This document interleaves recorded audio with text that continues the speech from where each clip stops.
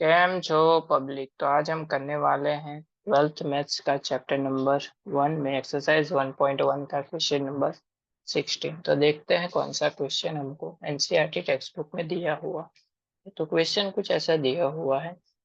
Late R be the relation in the set N. एक set हमको दिया गया है नेचुरल नंबर का।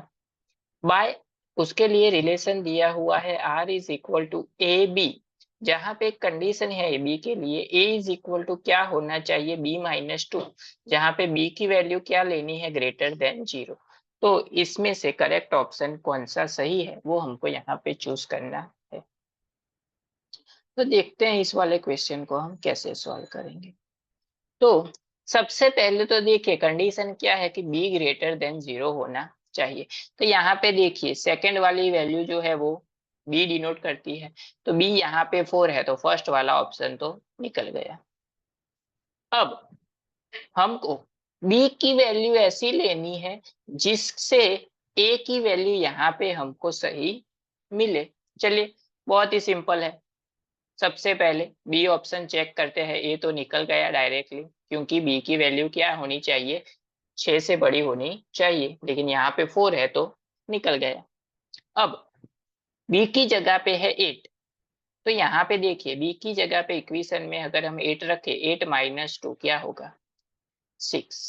लेकिन यहाँ पे हमको क्या दिया हुआ है 3। तो ये ऑप्शन भी निकल जाएगा। उसके बाद सी ऑप्शन देखते हैं। सी में बी की जगह पे क्या है 8। 8 - 2 क्या मिलेगा 6। तो देखिए सही मिला। ये बी हो गया ये ए हो गया। दो ए एंड बी दोनों की वैल्यू क्या हो गई सही हो गई।